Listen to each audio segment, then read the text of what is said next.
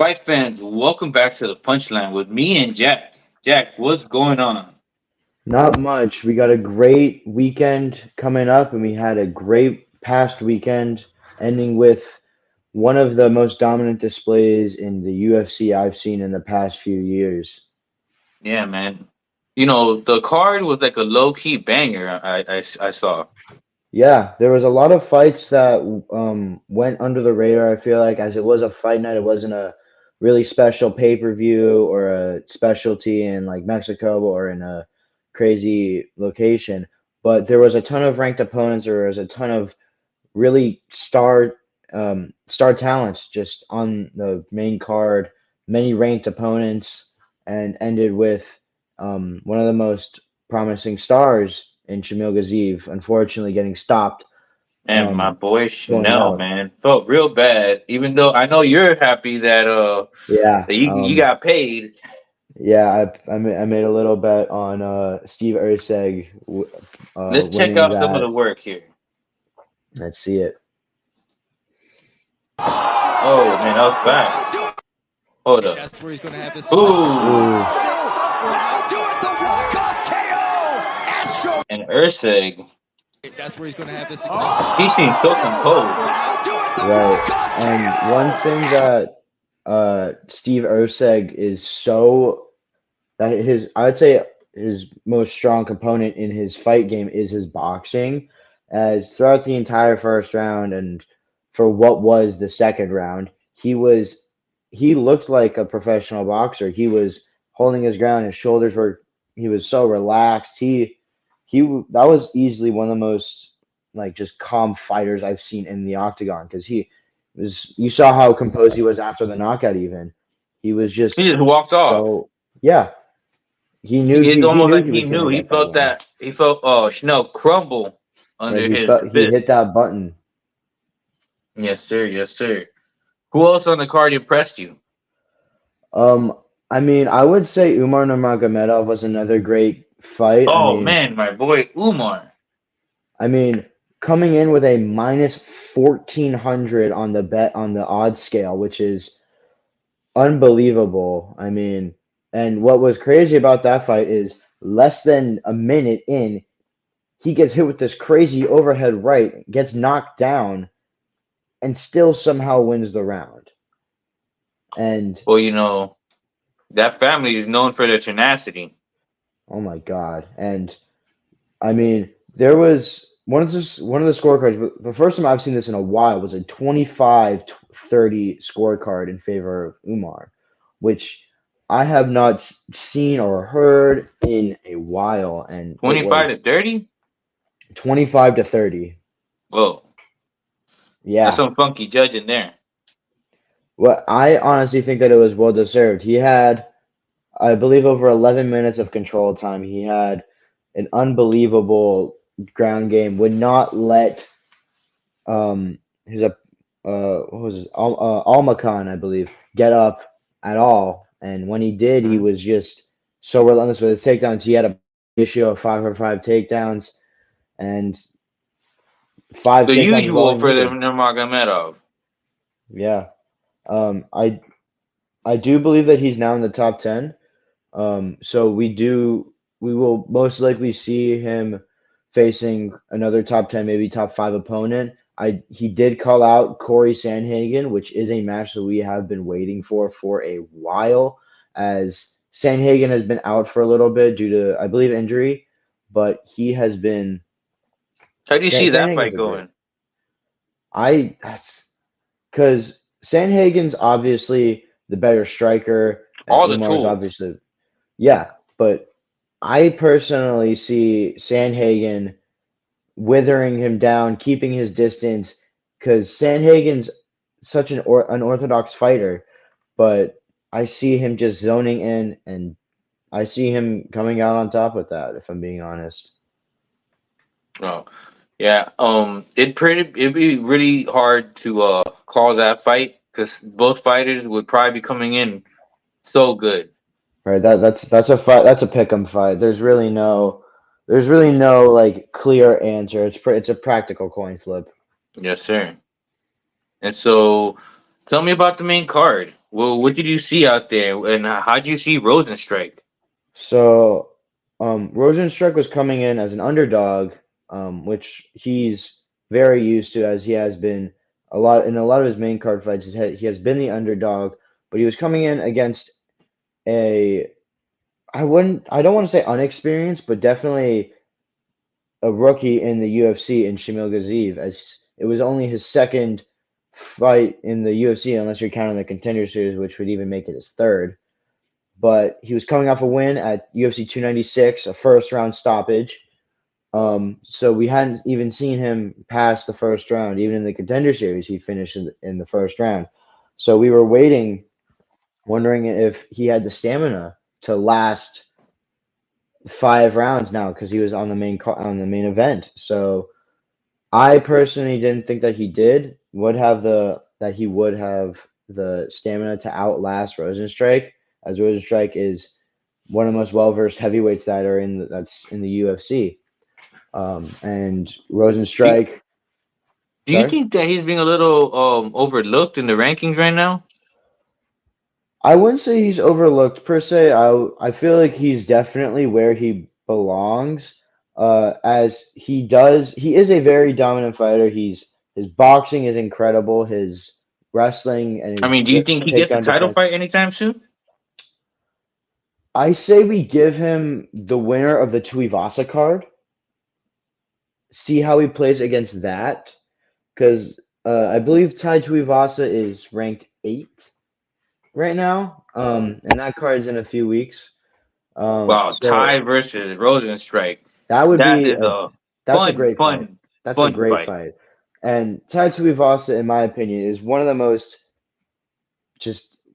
entertaining fighters, both inside and outside of the Oh octagon. yeah, I know he would give it his all. Yeah, and that's a And he's fight gonna that need it against Rosenstrike. I would love to see a Tai Tuivasa versus Rosenstrike for a top 5 position. Oh man. Well, one can only dream it, but you never know though. That might be up next. That's a very real possibility in my eyes. Yeah, I could definitely see that somewhere in within the next maybe even one of the main event bouts in maybe like UFC 301, 302 coming up, because Um, that's a fight that people want to see. I mean, I know that I would love to see a Tuivasa Rosenstrike has to fight be in a five UV. rounds. Yes. I mean, Has so to be. maybe making a main event of a fight night, maybe for the next Australia card, if they do end up going to Australia, as that is Tai Tuivasa's Yep. Yeah, that's motherland. his hometown. Oh, that would do Maybe they numbers. make that a main event. Maybe put Volk with him too. That would be a banger of a card. Super. Big time. Now let's get to the nitty gritty, man.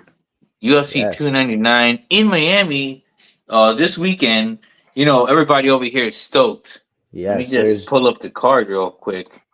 there We is got not a this. single fight there's not a single fight fan within the state of Florida that is not pumped about this card. Oh I yeah. would argue that there's not a single fight fan that's not pumped about this card across the world. I mean, you just look up and down. You can start the bottom and see amazing fighters even in the prelims. I Yeah, mean, I'm starting with I'm looking at Michel Pereira. yes, he is what a fighter. I mean, comes he claims to be a capoeira fighter, and if you look at some of his previous bouts, you'll see the flying Superman punches, the off the cage Showtime kicks, the rolling Yep. thunder kicks, And and what people don't always factor in is his freaking chin. yes, that guy is tough. He looks a little bit like Yoel Romero, at least in that picture, but Yeah. he is a tank. He can take a punch and he can throw him back too. Yeah, and you could hit him with something that's right on target, and he will most likely get back up. Right. And then you look a little bit, you see Pedro Munoz, Oh man, very good bantamweight former fighter, a former interim. main eventer. Yes. You look across, you see Pedro Munoz, great fighter. You see Mateus Gamrot against Oh RDA, man, Gamma which is on fire right now. yes, I when I saw this card, I could barely believe that he was fighting on the prelims. I mean, you think of Gamrot, who just came off of this crazy. I mean, it wasn't He too long just ago. I believe it destroyed was his last opponent. right. Fazeev, he got injured with a knee injury, I believe, back in September. But then you look at the former champion in Dos Anjos. A plethora of Unfortunately, experience. of course, unfortunately coming off a loss against Vicente Luque, but once again, been in the fight game for so long, so I don't see that really affecting. That is going to be a great fight. Then If Gamrot does what he did in his last fight to Dos Anjos, I yeah, see a retirement coming. unfortunately, I have to agree a little bit. Um, Speaking of, if Gamrot wins, that will most likely put him in the top five, and then what I mean, what's next Well, for him? That's a main event fight for Gamrot, I'd say next. Maybe for the yep. number It's one going to be a good title. end of the year for him if he wins this, which is I, very possible. No shade to Dos Anjos, but Gamrot is really it's just such a high level striker. He's going to have to take him to the ground. I can't right, see Dos Anjos winning a striking match with Gamrot.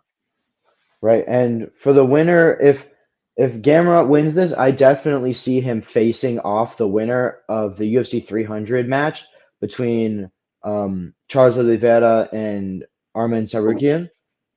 I definitely see the either the I would say the loser of that fight faces Gamrot, just to secure Gamrot in that top three Hmm. for the Yeah, title, they will because probably do something like that. that would be a great fight. And then for Yeah, so next, many great things you could do with Gamrot right now. right?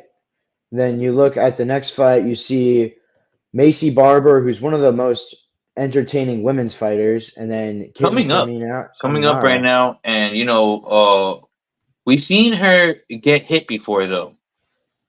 Yeah, but I mean, Macy Barber is she is I don't even know what she is, but she's a fighter and she's a She's very brawler. tough, and I'll say this: if she comes in with improved striking against how do you say her Saminara, name, against her opponent, because this girl that she's fighting is also super tough, and I've seen right, her strike. Um, uh, right. Definitely a Formerly, winnable fight for Barber. yeah, formerly Caitlin Chukasi, now married, changed her name to Seminara. Um, Obviously, if you know anything about, like even a little bit about the women's MMA stage, you know Caitlin Chukasi, former title contender, fought some of the best in her weight division. So she's trying to bounce back up. She's coming off a loss, Hmm. trying to bounce back and get back into that title contendership. And Macy Barber obviously trying to bump herself up on that level, trying to get Yeah, into that title a win contention. over Macy would definitely do very good things for her career. Yes. So a nice move Next, we got Curtis Blades against versus Gilton Almeida. Almeida. This is, I I feel believe like that's the Almeida's getting overlooked over here. yeah. I mean, you got I mean, Gilton Almeida is probably maybe under Tom Aspinall the best grappler we have at heavyweight. Um, Such a big fighter for heavyweight. I mean, obviously, when you say heavyweight, you think, But oh, this these is guys his are toughest test. yeah, but he's huge for a fighter. And then another fighter that can't get overlooked is Curtis Blades. I mean, one of the best. You can't Just count that guy out. no, he is. He's got very good striking, very good wrestling. His submissions aren't the best, but his wrestling and his pure strength is enough to just overwhelm you. I think he's a very good all around fighter. What I'll say is maybe his chin could be a little bit suspicious sometimes, and if Almeida finds that target, I feel like which he could very possibly do because he's just so he has such crazy pressure. Um, if Blades takes a step back, he could be looking at getting being knocked out. Right. I mean, It's a great fight that really it could go either way. I do believe that Joustin is the favorite on the score on the bets, but I do believe that's subject to change to a pick 'em because I mean both these guys are great fighters and Oh yeah, all respect to them. man. Moving to Main what's his card, name? Song Yadong and Peter Yan. Oh man, Uh, that's another one that could have been a main event. right. I mean, you look at Peter Yan. Unfortunately, he's got a three-fight losing streak. Lost to Cheeto Ver, not lost to It's a slippery um, slope, my friend. yeah, lost the title to Aljo. Lost the number one contendership to Sugar Sean, and then lost to Marab. I mean, what? You know, in my opinion, just losing to former champions and future champions. Yes, I mean, losing the title to Sterling, by DQ, but then he fought for the title and then still lost. I mean, it's a tragic past few years for Peter Yan. I mean, do Well, we see a he's gonna have comeback? to bite down on that mouthpiece because Yadong does not mess around in the ring. So, He's gonna be there in the middle waiting, right, and I see a fist fight. yes. One thing about Song Yudong is that he's got a very similar style to the champion Sean O'Malley, as he's very reliant on his boxing and his kickboxing. He was a boxer in China before switching to MMA. Um, but one thing that he has that I would argue that Sugar Sean doesn't have is his jiu-jitsu and wrestling capabilities, as Song Yadong is has such a way of getting out of He's so certain strong predicaments. in the Yeah, right and places. hands of stone. His defense is amazing. His head movements crazy. So that's a really good fight. That's another pick'em fight. We'll see if Jan can still keep up in in a championship conversation after this fight. Right. So, And then you move to Gilbert Burns versus JDM, Jack Della oh Maddalena. man, you know, ever since that Chimaev fight, Gilbert Burns is like the hero of UFC. Right. I mean, Gilbert Burns, I read somewhere that in Hamzat Chimaev's entire MMA UFC career, he's had 120 significant strikes land on him. 119 of them came from Gilbert Burns. Ooh. And those are strong strikes. He packs Gilbert a Burns, punch, yes. even And coming coming from in, lightweight to welterweight. right. Packs one of the biggest punches. He is getting up there in age. I believe he's around 43, I want to say, but still packs a punch. Still amazing on the feet and on the ground. But another person you can't really overlook is JDM. One of the best all-rounded fighters. Coming Most up the one of the, rankings. yeah, he's been overlooked, I feel like, in the I'm welterweight definitely weight overlooking division. him. I'm not gonna lie. You know, putting him against Burns, he's you know, I have not seen him tested like to the degree that Burns has, but I've seen very good things from Magdalena. And I'm still going Burns, man. I'm going Burns. I'm going personally. I'm going with Madalena. I just think that he's got that edge on the feet, and he's 10 years younger than him. He's got a reach advantage. I mean, It's also the unknown. exactly. So it's a really. I'm really excited for that fight. Oh yeah. In my opinion, has potential to be fight of the night. I'd argue, unless it goes to this next fight, which is a UFC debut Oh in one of man. the most well-known fighters outside of the UFC, MVP Michael Venom Page, coming Man, I into the commend Paige UFC. for making such a big name outside of the UFC. I know, and I was watching the UFC Embedded series, which if you don't watch, I would totally recommend. It is a great way to display that these fighters are still human, that they're really just hard workers. And he was saying like, oh, the UFC's always been a dream of mine. It's always been the goal because when you start your MMA career, you're always looking up at the UFC because that's the premier world. It's like the Olympics for MMA or whatever. But yeah, Michael Venom Page, he said he's always been such a huge force outside the UFC and Bellator and the PFL. But now he finally gets to display his skills on the biggest stage there is in the MMA community, which is the UFC, coming in at pay-per-view on the main card, which is a huge debut for him. I'm very excited for that fight, but he's got no easy opponent as he's facing one of the most seasoned veterans we have in the welterweight division, which is Kevin Holland. And he I says mean, that he thinks it's gonna, catapult him in this promo. Let me put this promo up. right. I mean, someone the Let's likes see. of Kevin Holland's ability, status, ranking is because Hold on, let me just start. the reason why I wanted to start with someone the likes of Kevin Holland's ability, status, ranking is because it puts me right in the mix at the top of the tree, which is what I'm aiming for. If I get the performance I want, I'm one fight away from a title fight after that. The vision is me at the top of the tree, people, coming after me with the belt. yes, So he's talking absolutely. about championship dream. I mean, he was a PFL or a Bellator champion, I believe. He's got unbelievable potential in the UFC.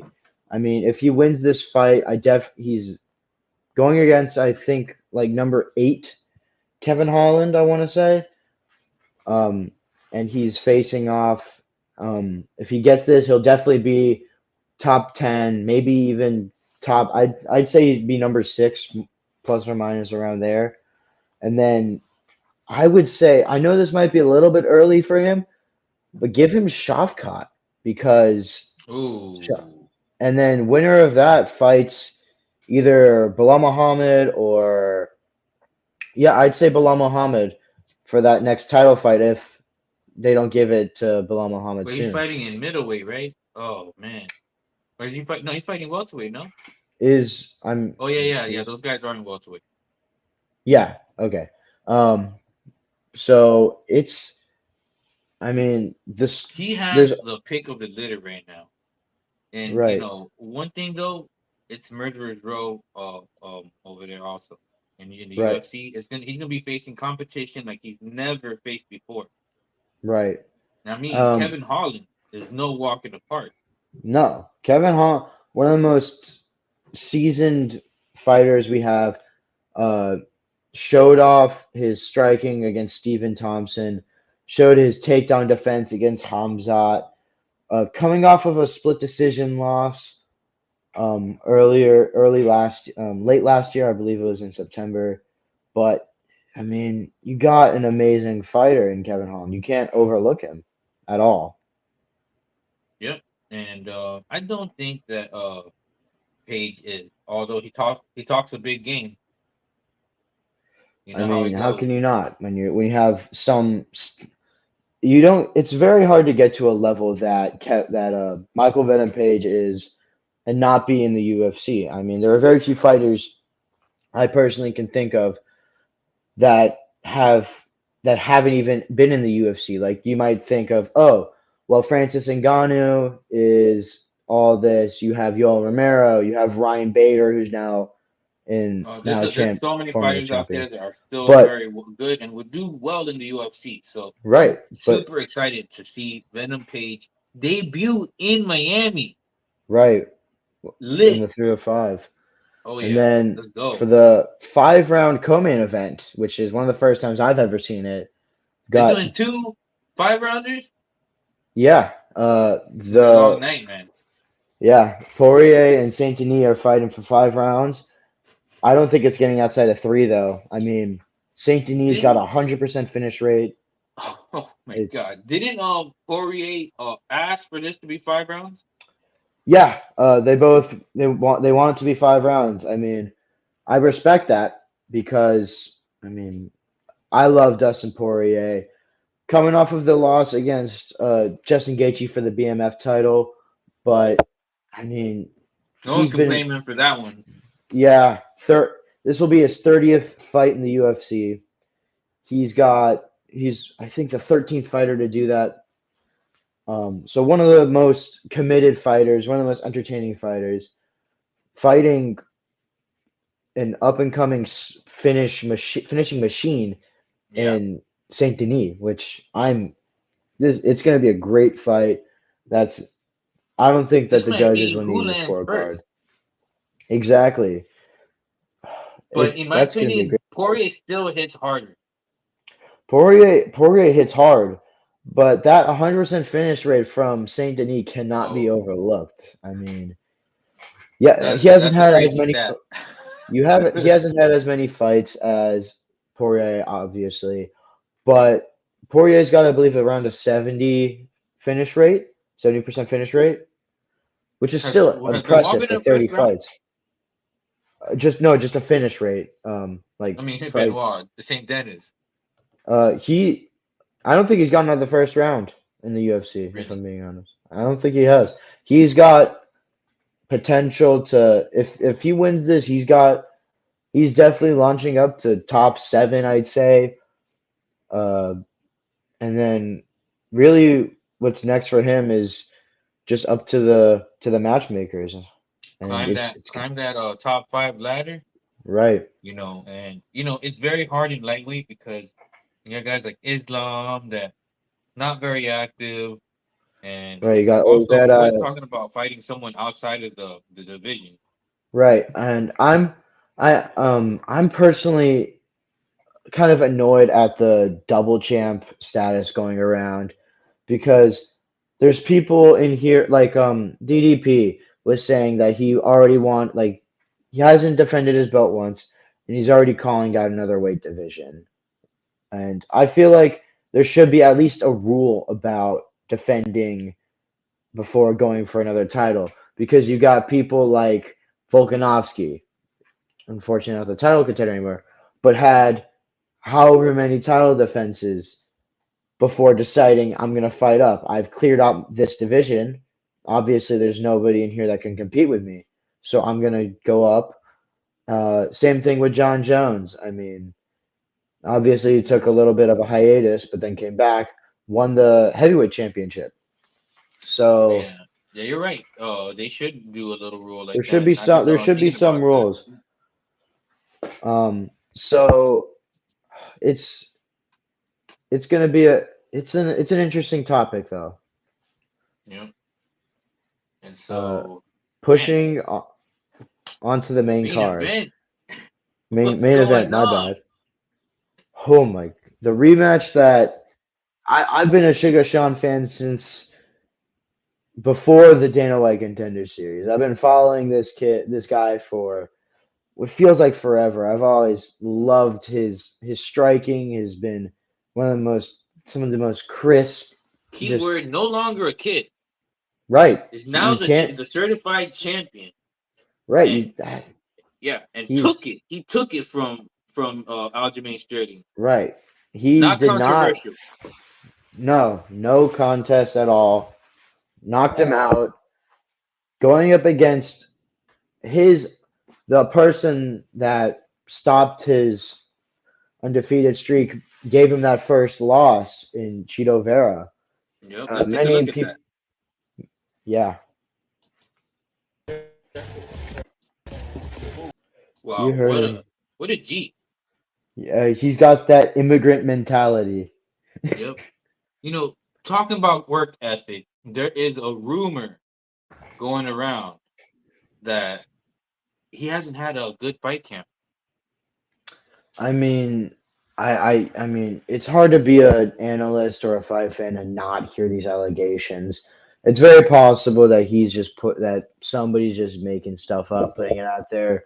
But I mean, you can't really let that affect, like, if you're Sean O'Malley, you can't really affect how you go into this fight because if it is a lie, then obviously you're already like, oh, I already won this fight, and who knows, maybe something happens. But if you're But if you go in there like he had the best camp of his life, you always have to go. Something Yeah, that you we gotta train treat your in opponent jiu-jitsu. like he's the best in the world when you're in the Right, UFC. right, and And something that O'Malley, I see O'Malley putting on a show this time because he lost to this guy. You saw the finish. You've seen the trash talk back and forth. O'Malley gets on Twitch every day saying, "Oh, 10 days to KO Cheeto, 9 days to KO Cheeto, 8 days." Every day he just logs on and puts and is counting down the days. And so I feel like it's he's Sean O'Malley. He loves to finish a fight like in a crazy way, and he's always busting out those crazy moves, unorthodox, and you know I think he will walk away the winner from this one if he plays his cards right. Although I feel like I sense just a tad bit of fear from O'Malley when he sees Cheetah. I mean, I don't blame him for that though, because I mean, if you were undefeated and then a fluke happens where he hits a nerve that shuts your leg down and hands you the first loss of your career, I mean, I would be scared that something might happen again. I mean, I don't blame him for having that little bit of in the back of his head. Which is very possible because this is Cheeto's moment.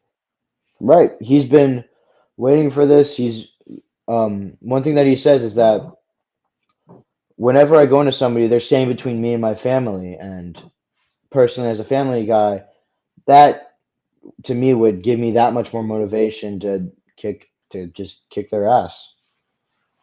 I'm super stoked. It doesn't get better than this, man. Right. And with that, I think that we're that's it for this week, guys. We got BKFC prospects coming March 15th.